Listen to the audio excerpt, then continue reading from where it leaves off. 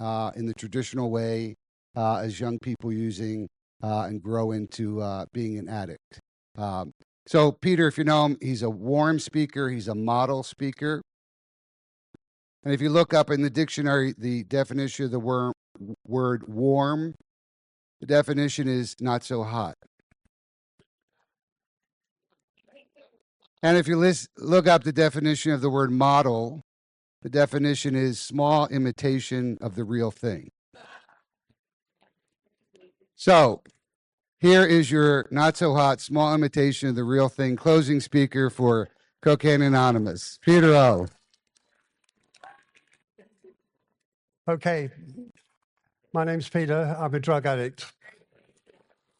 And it's been a fantastic convention. I'm not showing off here, but I've been to 22 worlds, and this is one of the best. So every effort that was made here and all the work the guys have put in have been unbelievable. So I'm going to tell you a little bit about what it was like, what happened, and what it's like now.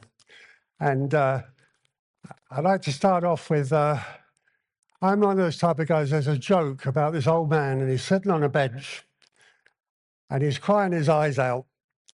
And someone goes over and said, "Why are you crying?" And he said, I've got everything I want. I've got a beautiful wife. I'm 92 years old. She's very delicate with me with sex. She isn't unfaithful to me, but she makes me the most incredible food. And she's just a wonderful partner. And the guy said, "Well, why are you crying?" He said, "I can't remember where I live." And in a way, that's kind of what happened to me. You know, I was born in very poor circumstances. I was born in the middle of the Second World War, and I never, ever thought I would get away from the cold water flat with no bathroom, shared toilet that I shared with my mother and my brother. I never, ever thought I would get away from that. And I had a phone call. I had 8 jobs. I went to 9 different schools. I was all over the place, and I had no confidence. And Jim gave a workshop the other day, and I read this, and it so describes me when I was a young man, up to the age probably of 25, 26.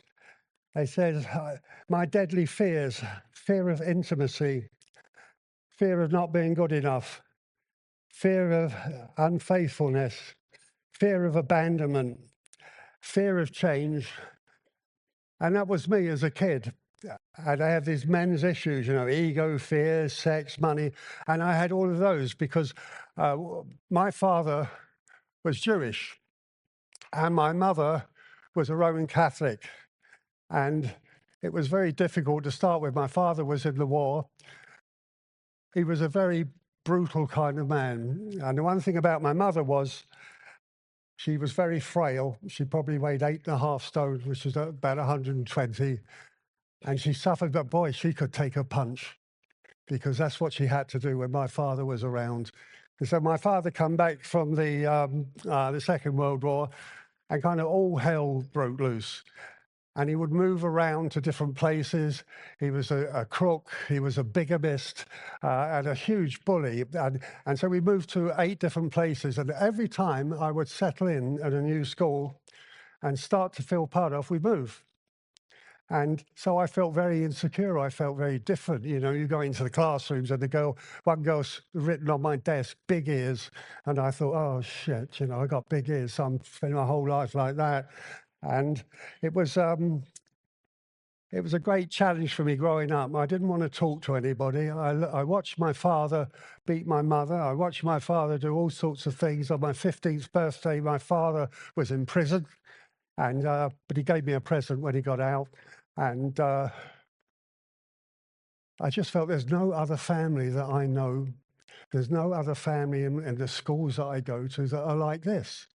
You know, they don't have to be frightened. My father was also very flash. And although he didn't have any money, he would buy a Buick car. And a Buick car in 1950s, you know, he thought he was bloody Al Capone. And I was ashamed to be seen. I would duck down to this car with my brother because I didn't want anyone to see us because we just felt different. And so this went on for quite a time, and we finally got to a place which was middle class in a place called Stanmore, and we lived there for 2 years. And suddenly, one day, my father's gone. And just before that happened, the worm turned in me. And my father came back. He probably came back from his other family in a filthy, horrible mood. And he came back and he started screaming at my mother. He threw his dinner down the wall. And he went for me, and I went back. And I smashed him over the head with a chair. Also, I pissed myself, which is kind of strange, that. I didn't expect that. And he went into the lounge, and he stayed there sulking away. But he knew it was the last time he was going to beat me. And 6 weeks later, he was gone. He was gone with his other family. It was a warrant for his arrest. He had screwed up some stuff with some gangsters. The gangsters phoned my mother to tell my mother that my father's got another family. And she said, I don't know, he's gone. And my mother never saw him again. And so we went, and I was homeless. My brother and I were homeless at the age of 15, getting on 16. And we just made do with it. I had to go live with an aunt, which was two hours away from the school I went to. My brother went with another aunt. My mum went with her mum. And 1 year later, we got back together. And I will never, ever forget the feeling of living with my mother after 1 year, of laying on the floor because there was no bed, but looking at the ceiling and think, I'm back with my mother. I'm back with someone that I can trust. And the end result of that really was I couldn't go to school anymore. And I was supposed to be quite brainy. But I failed my exams, and the teachers were going at me, and I never let the teachers know what had happened. If anyone asked me where my father was, I would say he was dead, because I don't share intimate secrets with people. I don't share how I feel with people. I'm frightened of being laughed at. And my father, he had this mad family. They were the Jews, so there were 13 of them. And my mother's a Catholic, and there's 2 of them, so something's gone wildly wrong. And he had this Auntie Leah, and she was about 350 pounds, and she scared the shit out of me. And she said to me one day, you're going to be bald by the time you're 15. And I had this horrible image of me going to school, being the only bald kid in the school. So I've always had a thing about my hair. This is not a transplant, by the way. And she had this husband who weighed about 550 pounds, and he was an animal. He was an MC on television, stuff like that. But he was absolutely, he used to call me "you little tramp." And I always just think, how do they make love? 350 pounds there, 550 pounds on top. He says to his wife, "Can I switch the light off?" And she says, "Why?" He says, "It's burning my arse because it's so far up the well."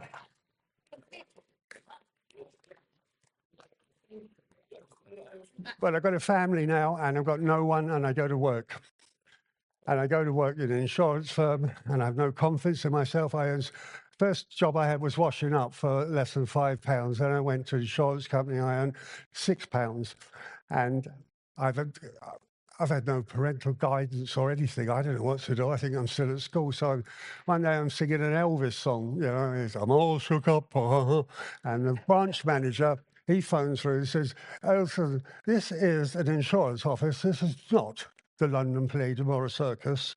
And I thought it was very funny. I said, "You could have fooled me with some of the clowns you got working here. Vroom, next job, please." And I even tried being a policeman. If you were a crook, you'd have been so glad to see me, because I was useless. And what happened one day, you're given these duties, and I go and I did three months training and everything. I'm wearing the Bobby's cap like that. I've never felt so out of place in my life, and I thought, it's not going to work. And they send me at 6 o'clock in the morning to start checking empty houses where people are on holiday. And so I go to this house. It's about 5:45 in the morning, and I see there's a window slightly open. So I pull up the window, have a look inside, and think, that's strange. I hope no one's broken in. I go in, and I open the fridge, and there's some milk, so I drink the milk. And then I go outside and think, I better report this. And I got out the house, and the window upstairs this woman poked out and said, "Is there anything wrong, officer?" Because I was in the wrong house. And I was told, "This is not for you." And not many people have the honour of getting sacked by the police. But I did, and I just wandered around. And then one day, it was in May '67, I received a phone call because the real loves of my life, the things that sustained me during that period were music. And it was music. It was Elvis, Buddy Holly. It was anyone you like and rock. But it was also Beethoven, Schubert, Brahms, because I studied music. And so that was the one love of my life. And the other was sport. And sport gave me validity. Sport made me, I was a good sportsman, and I was reckless because it was the only way for me to get some form of respect and admiration from other people. So I would dive in there, and I had this great sporting ability that sustained me right the way through. And a fellow footballer phoned me up when I was in about my 6th or 7th job. And I'm sitting there bored out my skull. And this guy says to me, "You enjoyed your work?" So I said, "No." And he said, you want to stay there?" I said, "No." And he said, "Well, there's an opening at a company called Matchbox Toys, which is in East London." And he said, "Why don't you come for an interview?"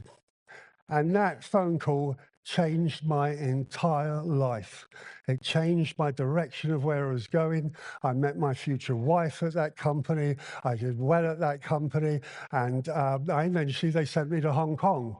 So it was a total change of life. And I worked well. I was a planner. And in 1972, my company sent me on a junket to Canada and the USA, and I thought, geez, this is unbelievable. I'm a world traveler. I used to stand in the export department of that company and look at the map and think of all the places in the world that I would never go. But they sent me there, and it went well. And then in July '72, he took me for a drink, my boss, and he said, "Did you like Canada? Did you like America?" And I said, "Yeah, I loved it. It was fantastic." And he said, "Well, we'd like you to go to Hong Kong." And I thought, shit, damn, I'm going to Hong Kong now. And I said, "Yes, yes." And he said, "We'd like you to go at the end of the month," which was about 14 days. And I said, "Brilliant." And he said, "Well, hold it, Pete. You're not coming back." And I said, "What?" He said, "We want you to go there for 3 years." And I trembled. And I know that within 5 seconds inside my stomach, I had to take it. I had nothing. I washed the kids in the sink. I still lived in a place with no bathroom and no hot water. And so I said yes. And I wasn't married at the time. And I was living with a lady who had 2 children from a previous marriage. And I loved the 3 of them, but so badly. And I loved my wife so much that when I wasn't with her, sometimes I would tremble. I would just have to be with her. And it's a love that I'd never, ever felt before. And of course, cocaine came along and took all that away. She didn't want to go to Hong Kong. I did. And I said, "We have to. We cannot turn this down." So I went without her, and she followed on. And in one day, 14 days after that, I became a husband for the first time. I became a father for the first time. I became an expatriate for the first time. And I managed to get a second job, also playing professional football. So everything had changed. And I'm really nervous. But I found that I can handle it. I found that I can deal with it. And I'm dealing with some of the richest Chinese people in the world. There's a guy called Li Ka-shing, and he was a billionaire. He's a billionaire now. He owns half of Vancouver. And I remember the first time I had to deal with him over a price increase. And he said he had to put the price up. I've got a big American boss looking at me, as much to say, "How are you going to handle this, kid?" And the American says to the Chinese guy, "Deal with Peter. He's our man here." So I look and I don't know what the hell to say. He said, so I said, "We can't accept the price increase, Mr. Lee." He said, What do you think, Mr. Olsen, that I can make product for nothing, I can make product for your company, and yet I have to lose money. Do you think that's right?" And I said, "No, I don't think it's right, but your works manager told my boss 6 months ago that he would hold the price for a year, and you're not doing that." And he said, "Well, I can't make stuff for nothing." And I don't know why I said it. I said, Mr. Lee, I'm new out here. A lot of people think I'm too young for this job. A lot of people think I'm too inexperienced for this job and that I shouldn't be here. I should be replaced. And he said, yeah. And I said, you're going to affect my career. You're going to get me into big trouble if you don't do this. And believe it, he said yes. And I couldn't believe that. So I carried on. I learned in my business. I'm negotiating. I'm making toys.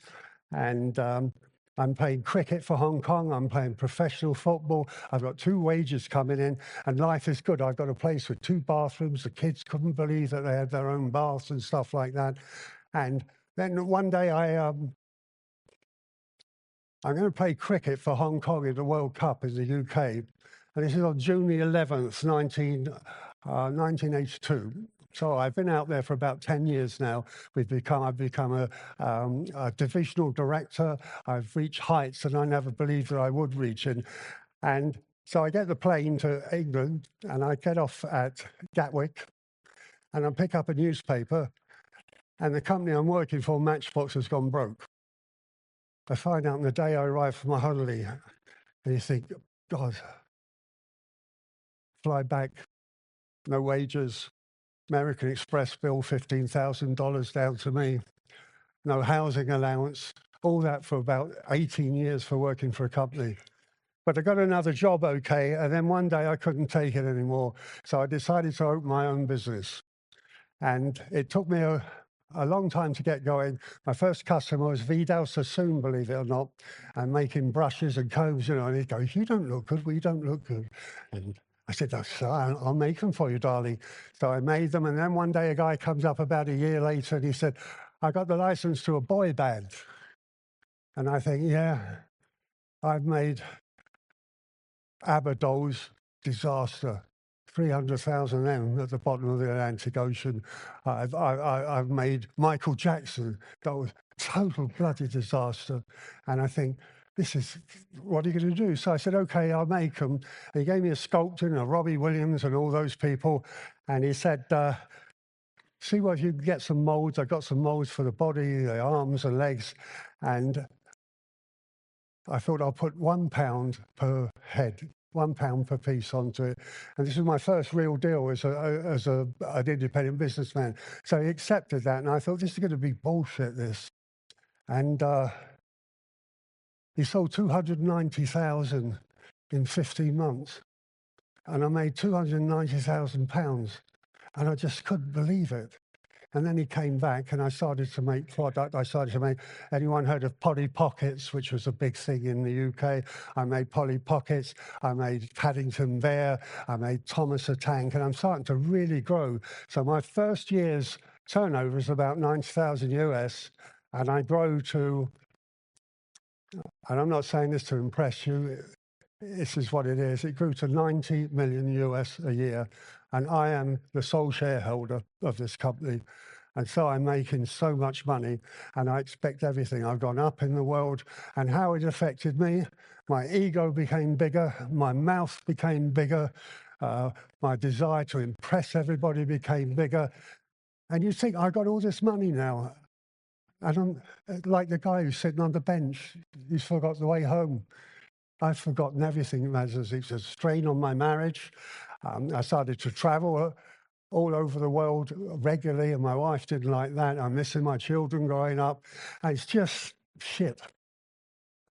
And I can't understand, money doesn't buy you happiness. It didn't buy me happiness. It brought me discomfort. It brought me the feeling of uselessness and self-pity. And how can that be when you've got all this money? Well, I can assure you it is. I felt my wife didn't love me. I felt, you're now dealing with people. I asked the guy once, said, how do you do business? He said, do you like your clients? And I said, yes, of course I like my clients. And he said, bullshit, fuck them. So I said, what?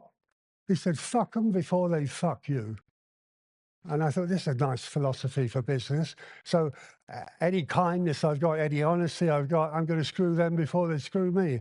And it became a battle. And you get contracts from people. They don't want to pay you. They phone you at 4 a.m. to wake you up, needle you. It became a battleground.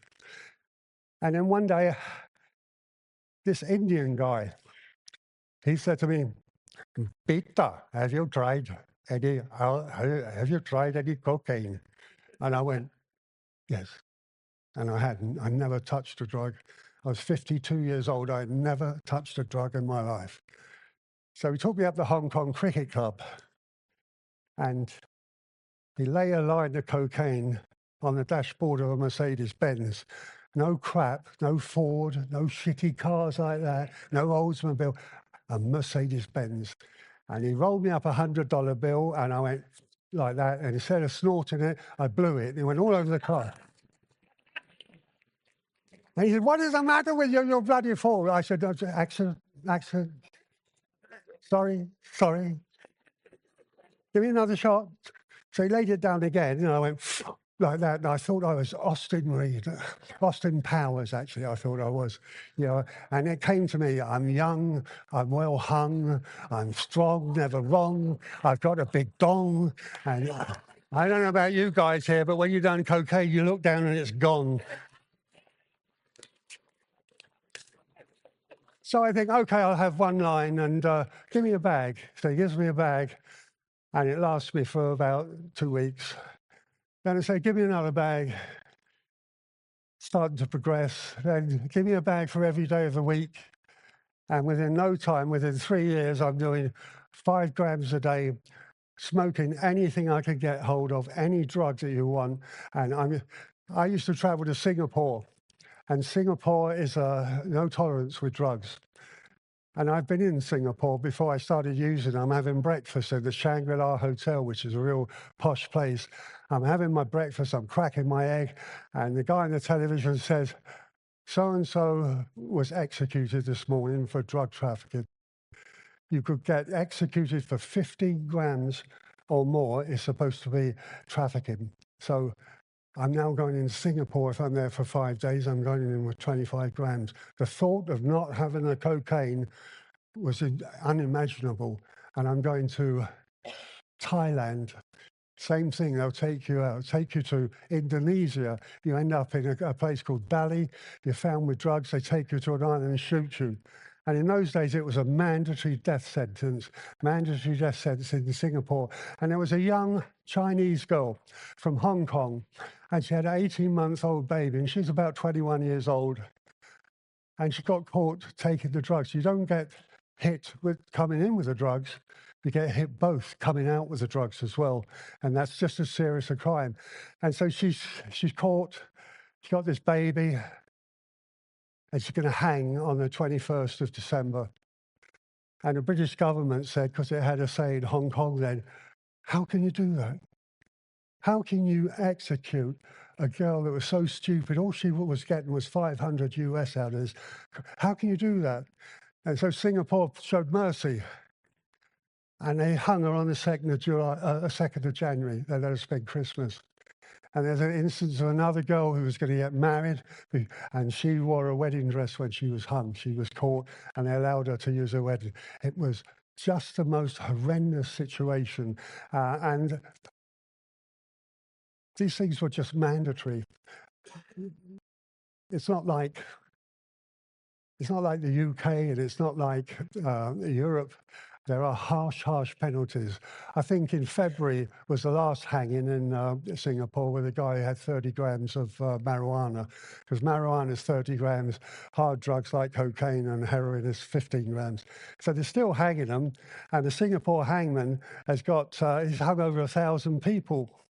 And it's starting to get easier and less now, but it's still death sentence if you go out there. There's a English grandma in jail in Bali waiting execution. She's been there a long time. Whether they'll let her off or not, nobody knows. But she's a grandma. She's going to hang, or she'll get shot. So whatever happens there, I'm still using. I'm going to the USA, and I'm on a Virgin aeroplane, and I'm in the toilet, and I'm upstairs, and I've got the cocaine lined out, and the captain comes on, smart ass. He says, "We're entering US space. If there's anyone with dairy product, fruit, meat product, please give us a flight attendant. and we will have it destroyed. And then he said he thought he was really funny. He said, if there's anyone who does anything naughty, put it down the toilet.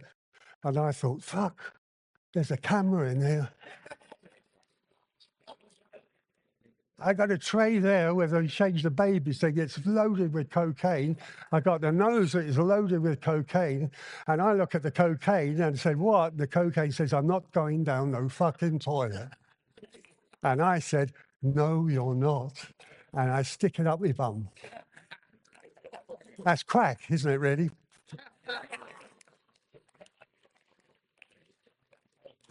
So I stick this up my bum and I go through customs in New York and I get away with it. And now they've got dogs and everything. And you think of the consequence. I could have gone to the penitentiary. And, you know, there was a guy who described when you take drugs, just before your brain is that big. And when you finish taking drugs, your brain is that big. And he said also, when you go into a penitentiary in America, your arsehole is that big. And when it comes out, it is that big.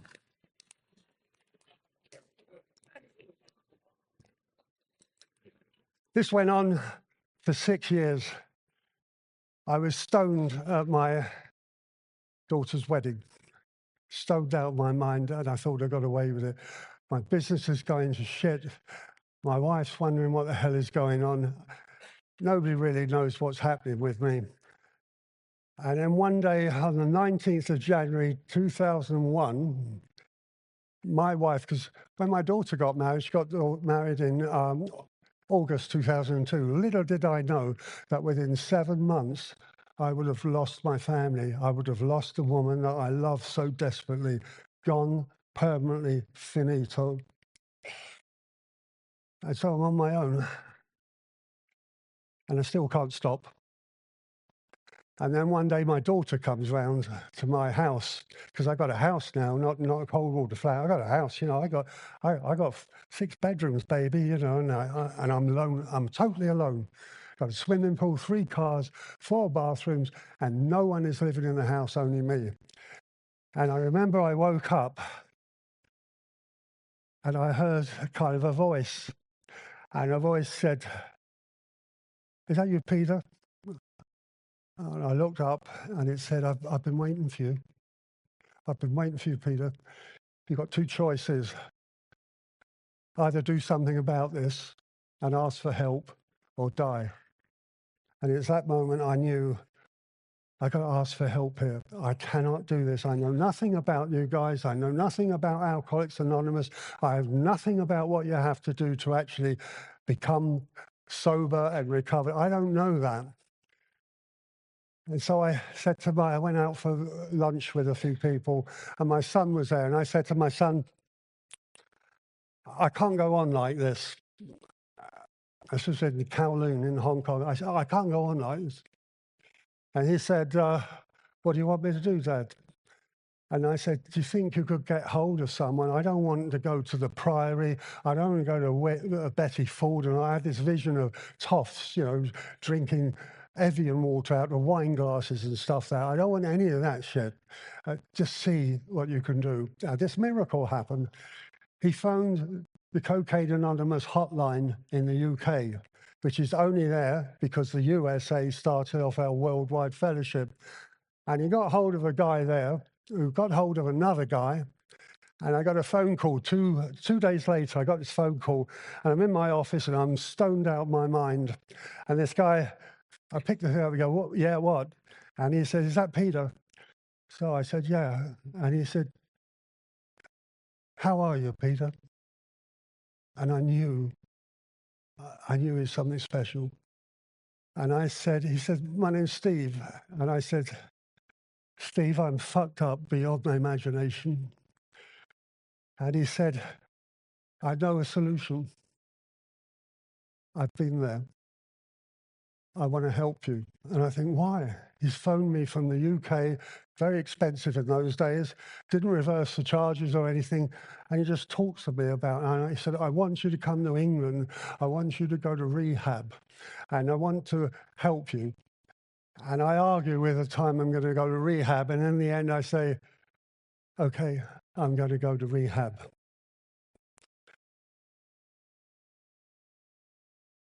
I jump on a plane,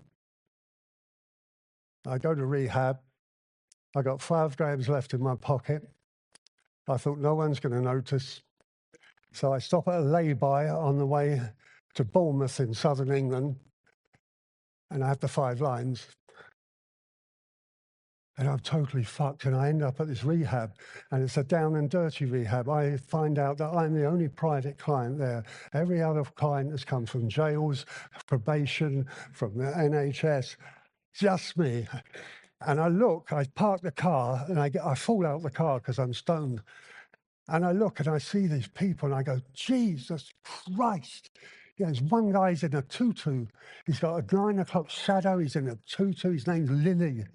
And there's all these other guys staring at me. And 5 days later, they said, hey, Pete, you know when you fell out that car? I said, yeah. They said, we all went, Jesus Christ, look at that. And I did my first day on the 1st of October, 2001. And I've never used since.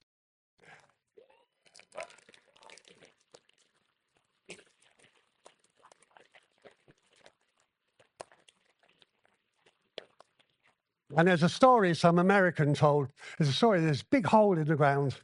It's 15 feet deep, and there's an addict at the bottom of the hole. And the addict's screaming out, help me, please, somebody help me. And a priest goes by, not Father John, not you, John, an Anglican priest. And he looks at it, he said, what is the problem with you, my son? He said, I'm in this hole, Father, I can't get out the hole.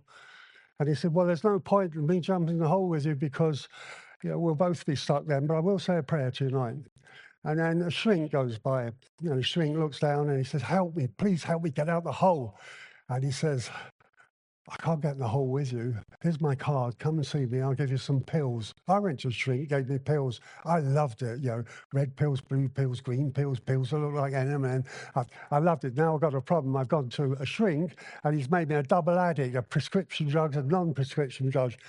And so he goes away and then an addict walks by and the guy shouts out, help. And the addict jumps straight in the hole. And he says, why did you do that? Now we're both stuck. He said, no. I've been in this hole. I found the way out. Let me show you. And that's what Cocaine Anonymous is, and that's what our fellowship is for people like us. It's something so incredible. So I went, I never knew what was on offer. I struggled. I had tears because I was a guy that never cried before. The people, whether they were from prisons or whether they were from probation service, looked after me because there's something wonderful about us. We've all been to hell and we identify. And if you haven't been to hell, you're unlikely to find out what heaven can be. And so I graduated from this place and had it just got to be fun in the end, And they give me a graduation ceremony because I missed graduation when I was not allowed to go back to school. I'm sitting there and they were saying, I said, Peter, you're so wonderful. And yes. Don't stop. And I go home. I go back to Hong Kong, and in 3 days, I'm in the depths of hell. I meet people that have dined on my credit card, dined at my home, eaten my food. And I say, hi, John. And they go,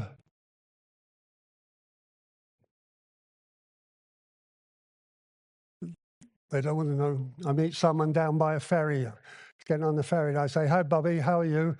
I'm busy. And I say, I'm not asking you to talk to me. I'm just saying, how are you?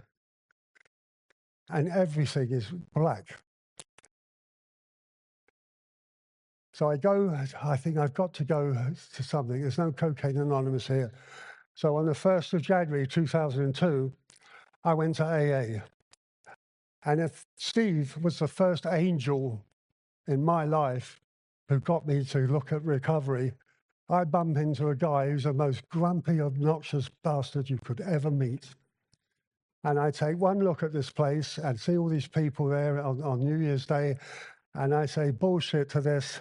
And I walk away, and this guy shouts, hey, Peter. No, he didn't call me Peter. He didn't know my bloody name. He said, hey, "You looking for a meeting?" So I said, "Yes." He said, "Come and have a cup of coffee with me." And today, 23 years later, that guy's one of my closest friends. He knows Father John. He's a complete moaner. No one could like him unless he was an addict. And he's been a friend. And I think then I'm going to get this. And I start to feel a bit better.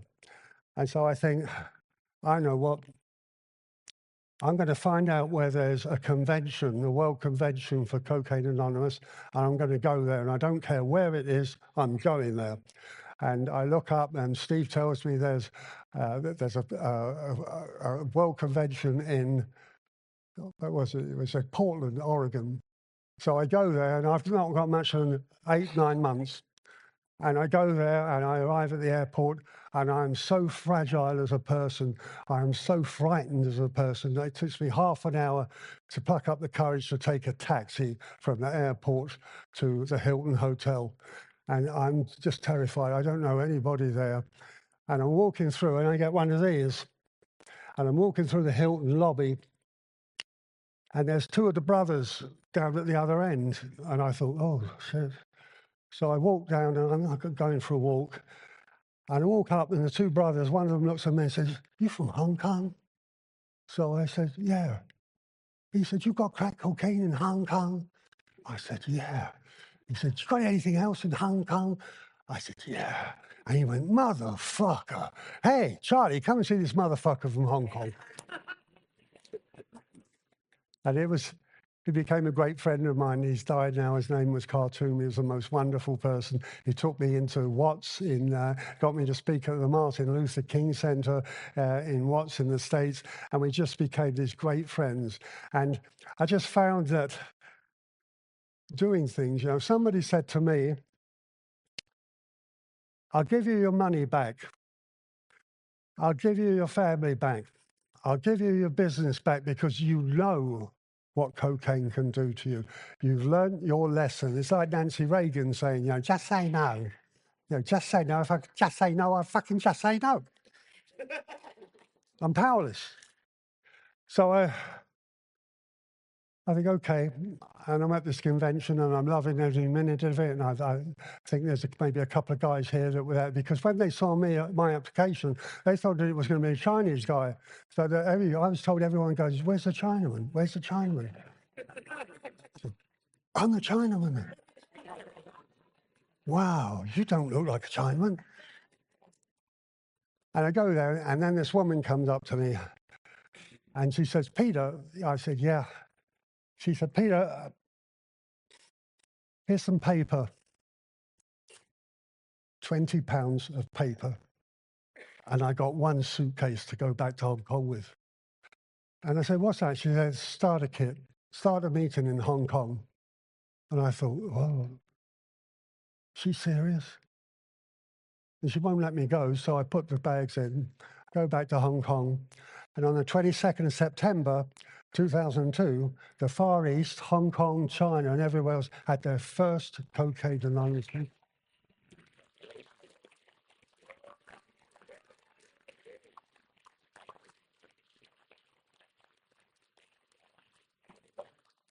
We had 5 to start with. They're still working. We had 5 people to start with. NA came up to me and said, "Could you stop this? Could you join forces with us? Because you're taking our people away." I said, "You silly sod, piss off."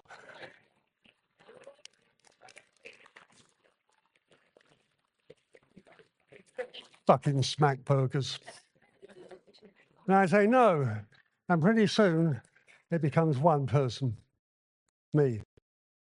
And I sit there week after week with a big book in my hand. And then a Yank, an American from Ohio, joins. And there's the 2 of us. And he says to me, "Would you like to share?" And I say, "Well, who the fuck else is going to share? There's no one here." And we stuck at it, and we would not let it die. And within a year, we had 5 members. Then a rehab opened in Hong Kong, and they started to come in, and we started to get 15 members. We started to have 3 meetings a week. Jackie, our trustee at that time, comes and says, "Become an area." And I said, how can we become an area? We should be a loner meeting. It's just us out in Hong Kong, make it alone. And she said the most wonderful words to me. She said, do you know what CA Hong Kong gives this fellowship? And I said, no. And she said, it gives it worldwide dimension. So do something and come. So I went to conference and we got accepted and recognized as an area, and everyone clapped me, and I love that. And then we got a guy come, he moves to Indonesia. He opens CA Indonesia in Jakarta. And another guy comes and he goes to northern Thailand, Chiang Mai, and he opens CA there. So thus we grow. There's something so incredible about that. And so going back to the thing, if the guy said to me I could have everything back that I'd lost, we know it wouldn't work. We know that this is a spiritual program with spiritual principles. And I had forgotten and lost all these spiritual principles in my life. And what I needed and what I realized was I needed self-respect. I needed to regain my self-respect. And my mind said, yes, but you've got to earn that. And I needed integrity. And my mind said, yeah, well, earn integrity. I want the love of other people. I want to feel good. Well, do things for other people, show love to other people. And this mysterious thing started to happen. I'm doing my prayers every day. I'm trying to do the right thing. And some of the things we do are so small and so wonderful. There was a woman, American woman, she came to our rooms in AA in Hong Kong, and she gave a share. She was 1 year to the very day she gave a share. And I went up and hugged her afterwards and said, thank you. And she said, you don't remember, do you, Peter? I said, what? She said, 1 year ago when I was crying and dying here, you came up to me and you hugged me. And I thought, God, did I do that? I didn't even remember it. And there's a guy on a plane, and I'm flying club class. No economy for me. And I'm standing by the club class toilet. Now this bloke comes from economy. It's fucking cheek. She's like, you're in economy. Don't touch our toilets. And he looks at me and he says, oh, sorry, would you mind? So I said, okay. So he goes in the toilet. He's there for 10 minutes. I've nearly messed myself waiting for him. And then he comes out and he can't get out of the toilet. So I reach into the toilet and I carry him out the toilet. And I said, you want me to take you to your seat? And he said, yes. He said, I've got Parkinson's. And I thought, oh my God. And he said, thank you. And I said, thank you. Thank you for allowing me to do something. Father John and I and another associate, we went to Cambodia. And we went to Cambodia, and the thing is with the tourists, people like us, we're always going to get ripped off. Doesn't matter, a bloody guy selling eggs in the market, a woman selling T-shirts, they're always going to rip us off. And so we see this woman, she's got a little baby, and she's in a market. And we see her, and she says, I say, how much are the T-shirts? She says, 15. And I go, never. 7. And she goes, 10. No, 7. And in the end, we buy T-shirts off for 10. We pay $8 each. And we go out of the market and we suddenly stop. And we think, what the hell are we doing? There's this woman. I'm staying in a $200 night hotel and I'm cheating a woman out of a few, whatever the local currency is. So all we did was go back and give her the extra money. She probably thought, bloody idiots, but I don't care. We preserved and we maintained our humanity. 5 minutes. Thank you, dear boy.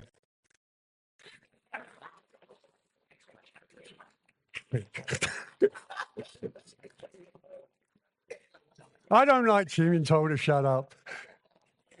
But what has happened to me as a person is I have had a spiritual awakening. I have had a new design for living. It says page 28, we come into these rooms grasping any hand, just dying to get any hand that's going to help us find a new design for living, a new way of living. And that's what happened to me. And I have sponsors. I have Father John is an incredible, Father John sponsors me sometimes without talking. I go over to him and say, this, and this, Father John, and this, and this. You know what he does? He goes, oh, okay, yeah, I understand.